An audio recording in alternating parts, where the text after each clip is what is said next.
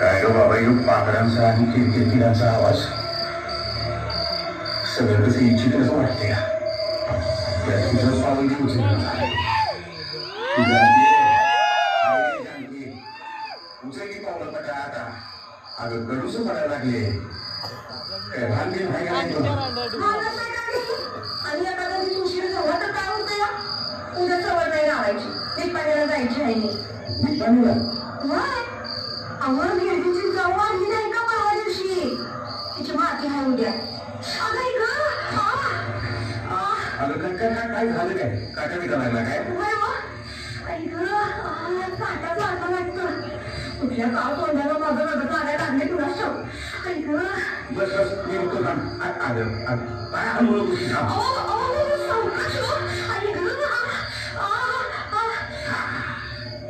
तिच्या मायला चांगलं शिरपर्यंत घुसल्यानं वाटतं.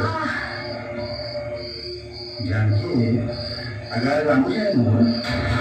आजची आमुषा खरी नाही. उद्याची भरीची आमुषा ती खरी म्हणायची. पण काय हो असं काय करतायचं ते? अगं पुढे चिरमुर कुटांच्या जागा बसून आपण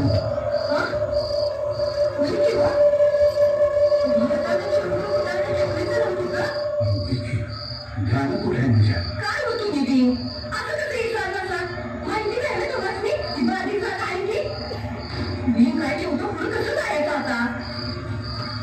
काय होईत नाही. तुला सोडतो आणि मी येतो मागे करतो.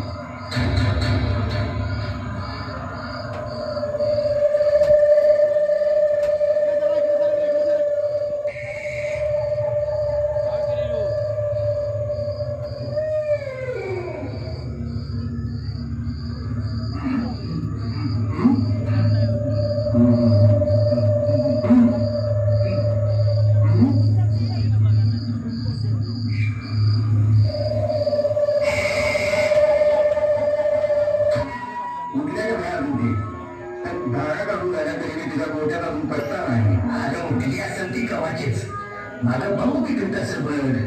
अहो मामा रातभर आपण भनभन द्या आणि बरोबर द्या असं. रातच्याला तर बरी होती की. गंगे अगं आवडलंच का नाही. 2 वेळा त्या बायका बनवून गेल्या तरी तुला अजून आठवण नाही. जीव मोक्ष होतो नंदमता ಒಂದು काही भेटे नाना प्रेम नाहीये माझ्याकडे. अमावस्येचा शुभ दिवस आहे आज. काम पूर्ण करायची आहेत मला. आज नाम मृत्यू घेता हिंद दैव नंद हसू की जीवगे इतपटांतीड सगळा आवाज चिंतन बरोबर द्या आजपासून. ए जानकी तिकडनं आल्यावर बघ कामाचं. अगं मातीचा कार्यक्रम आहे. किती उशीर लागते त्याला. आवडलं लवकर 4 घास खात तिथंच आणि आधीच की मग कर आमचं जेवण. होय होय. अरे सगळ्या बायका निघाल्या. तू नाही गेलीस तर दिसायला परत दिसायचं नाही ती. आणि निवडाची पिशवी न्यायची विसरशील ना. ती कशी विसरेन. आज नैवेद्याचीच वाट बघतोय मी. नुसत्या चिमुऱ्या फुटाण्यावर भागणार होय. आज सगळे नैवेद्य आणणार आणि ती कोणती कशाची तदारत असणार. जायला पाहिजे मला. वेळ खूप झालाय. होय होय मग जातो सत्य. पण मी आम्ही जाऊन येतो हिरीवरनं. इंजनाला ती नारळ द्यायला पाहिजे आज. पण तू बी कोल्हापूरला जातेस ना. बरं होय निघते बघा.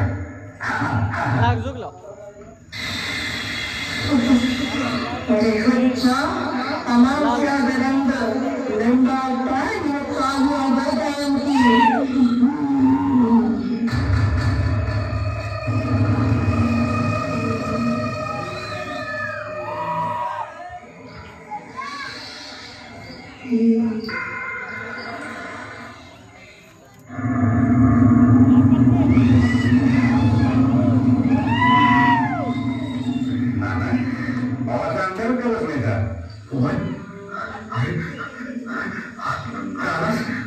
बरं झालं बाबा.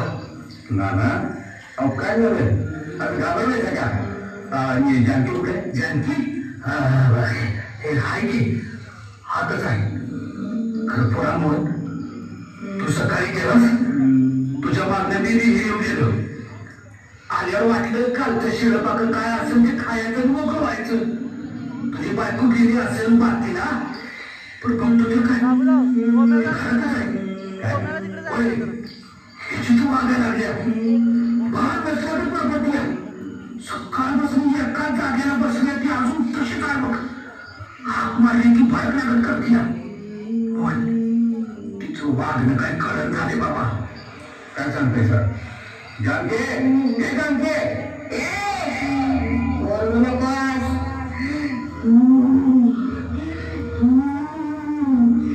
दूर करून राहिला जाऊ पाहिजे पण उड्याला टेंबऱ्याच्या जाग्याला आज बाहेर नागा रंग सकाळपासून हेच चालू आहे मला मला तर जरा येते पुढेच वाटते बघ. जानकी अगं काय दोस्त इतकं फिरलं का काय तुझं सकाळचा तापुटाला का नाही अजून मी तुझी जानकी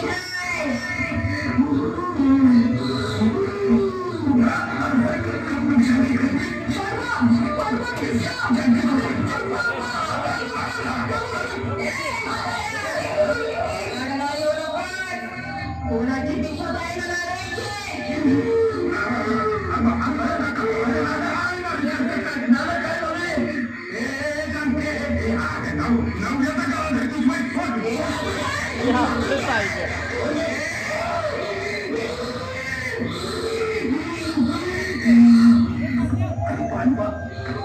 रात्रीपासून माझ्या सुनाला पित्रावल्या झोटी गरम धरलंय बघ.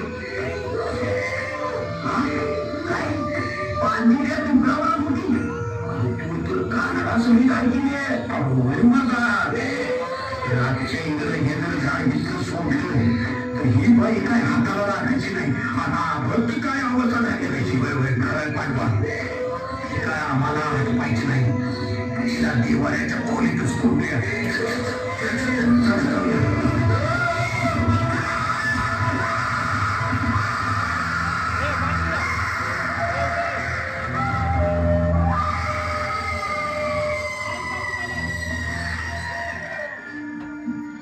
किसना अरे रात्रीचा प्रकार बघितल्यापासून रातभर झोप नाही माझा. नेमकं काय झालं असं रे वहिनीच्या बायकोला पांडवा माझा डोळ्याला डोळा नाही माझा आणि एकटी बाई आपला दोघा चौघांना आठवला आई मी तिला आणलेले का सगळ्यांनी तिथं वय वय तर आणि काळ माझा रात्री बसायची आणि नुसती बघून आता काय प्रकार असेल हो एवढं मी समजलं होय तुला म्हणजे अरे कशी बडबड करी ती बघितलं नव्हता 100% मौन्याच्या बायकोला लागा नाही श्याम या केव्हाच शंका नाही बघ पांडवा.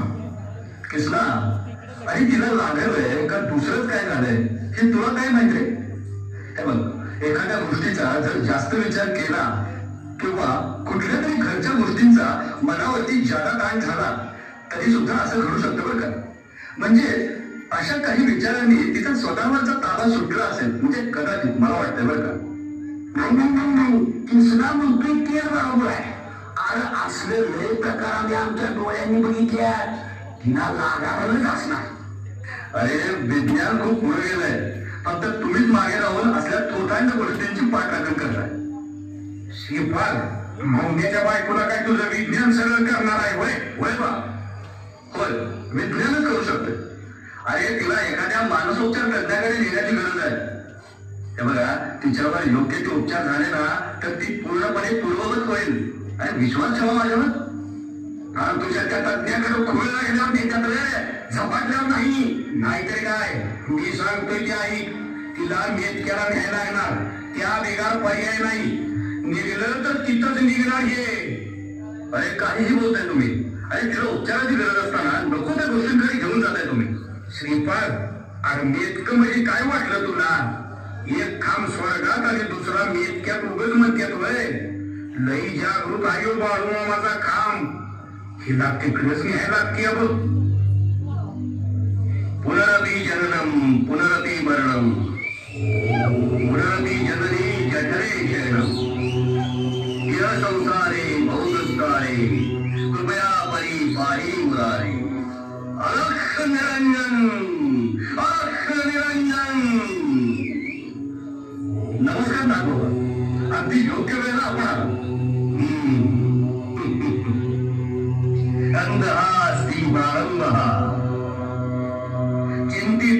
आपल्या जीवाला प्रारब्धापासून अंतरित ठेवतात.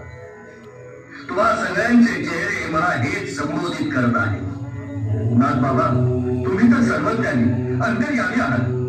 गावात घडलेला हा कालचा प्रकार आपण जाणतच असाल. माझी एक शंका आहे. एक आत्मा दुसऱ्या जीवाला ग्रासतो, यात कितपत सत्य आणि तथ्य आहे? जीव 84 लक्ष योनीमध्ये भटकत असतो. या जीवाला मोक्ष प्राप्तीसाठी विधात्याने मानव जन्म दिला आहे. पण योग्य कर्माअभावी मोक्ष प्राप्तीस वंचित झालेले आत्मे ही पण एक प्रेत योनीच आहे. काय प्रेत योनी? होय. मनुष्य जातीप्रमाणे याही प्रेत योनीच्या अनेक जाती आहेत. हडळ, सबंध, खवीस, वेताळ ही नावे तर तुम्हास माहीतच असतील. पण त्याही पुढे कर्णपिशाच, ब्रह्मराक्षस यासारखे शक्तिमान प्रेतात्मे मानवाला पिडून राहतात. गिरा, चेटकीन, हगाट्या, मानकाप्या, अलवंतीन, जखीन, डाखीन अशी दुष्कर्म करणारे आत्मे शरीराअभावी कोणतीही गोष्ट उपभोगू शकत नाही. म्हणूनच एखाद्या कमकुवत जीवाला ते आपले लक्ष बनवतात. म्हणजे हे सगळं सत्य मानायचं तर सत्य आणि असत्य उमगण्याची क्षमता सामान्य माणसात नाही. याचा दृष्टांत तुम्हाला होईलच. चला माझ्या बरोबर.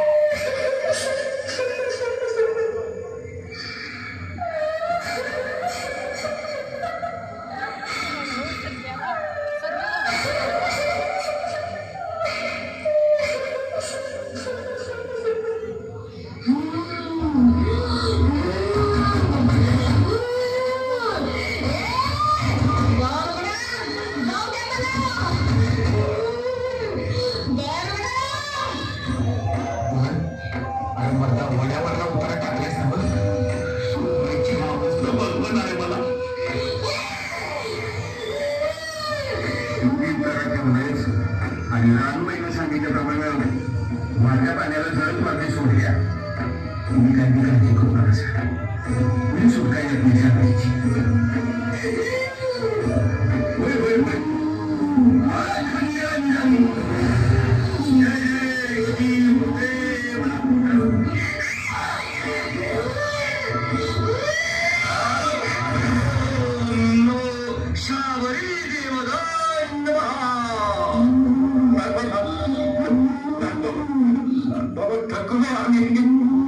चिंता करू नको.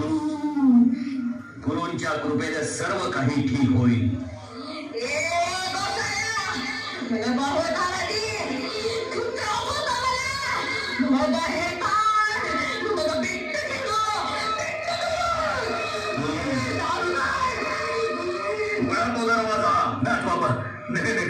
दारू घडणं काही इष्ट नाही.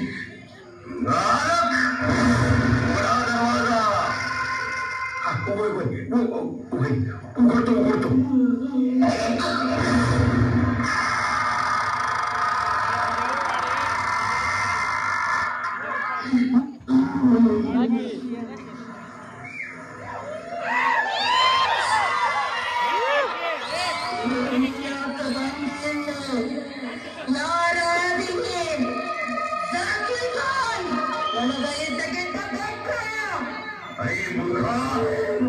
आयुष्यभर तू चुकीच्या मार्गाने चालत आहेस. तू अनृत प्रेताचा म्हणून वन भटकत आहेस. काय प्रत्येक मनुष्याला असंच वाटतं. तो आपल्या मनातील कपट, कारस्थान आणि डोळ्यांच्या माघारी केलेली दुष्कृती सोयीस्करित्या विसरून सारं काही अनवेल चालला आहे या भ्रमात राहतो. परिणामी थेंबे थेंबे तळे साचे या उक्तीप्रमाणे आपल्या पापांचा घरात केव्हाच भरला आहे. याची जाणीव ती मात्रही होत नाही. तूही तसाच सरस दारू जुगार बाई याचं व्यसन आणि वासनांनी बरबडलेला तू स्वतःचा संसार मोडून खाल्लास. आयुष्यभर पत्नीची अवहेलना केलीस. पैशासाठी खोटं बोलून लोकांची हातोहात फसवणूक केलीस. शेवटी वैफल्यग्रस्त होऊन स्वतःच्या हाताने स्वतःला त्या पिंपळाच्या झाडाला लटकवून आत्महत्या केलीस.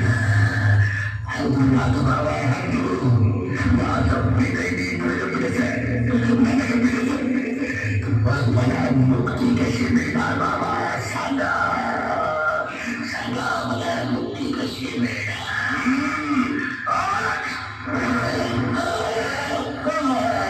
तुझी आणि माझी या जन्मात भेट झाली. यातच तुझा मोक्ष काळ जवळ आला.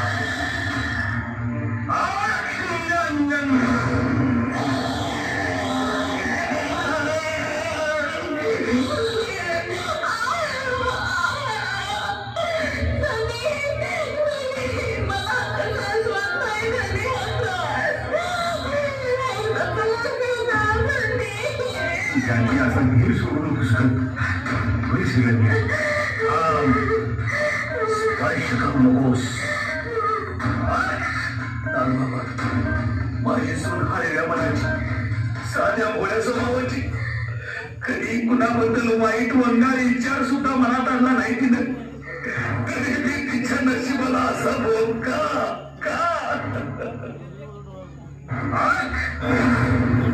कर्म प्रधान विश्व करी राखा. जो कसं करेई सो तस फल चाखा. या परमेश्वर निर्मित कर्म नियमात कोठेही किंचितही अपवाद अथवा पळवाटा नाही. अरे 100 अपराध भरले तेव्हा शिशुपाल मारला गेला.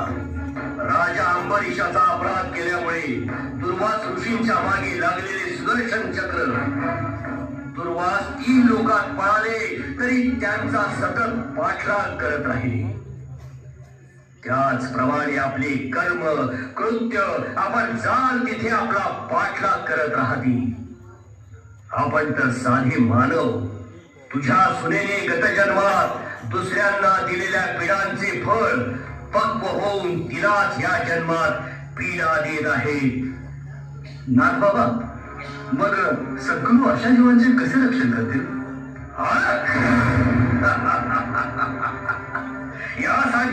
यासाठी माझ्या नवनाथांचे गुरु श्री दत्तात्रय स्वामींचे गाणगापूर त्रिखंडात प्रसिद्ध आहे. गाणगापूर? पण ते लईच लांब आहे हो नाथ बाबा. बाबा, त्या परात बाळूमामांच्या आत्मापूर जवळचं मेतका आम्हाला जवळ आहे हो. सद्गुरु बाळूमामांचा आशीर्वाद हे विघ्न तारून नेईल. अलख निरंजन, अलख निरंजन. मोहन, उद्याच्या उद्या मेतक्याला जायची तयारी कर. होय नाना, जानकीला मेतक्याला घेऊन जाऊया.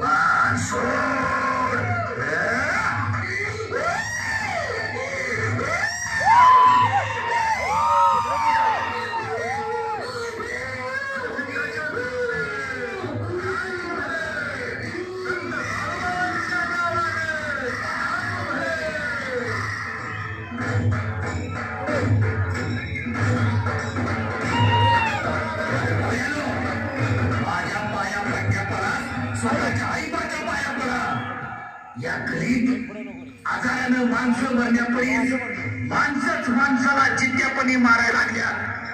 भाऊ बहिणी वळकणात परक्या बाईवरील नजर आटना. पण लक्षात ठेवा, पुढच्या जन्मी तुमचं डोळं बी जाग्यावर राहणार नाही.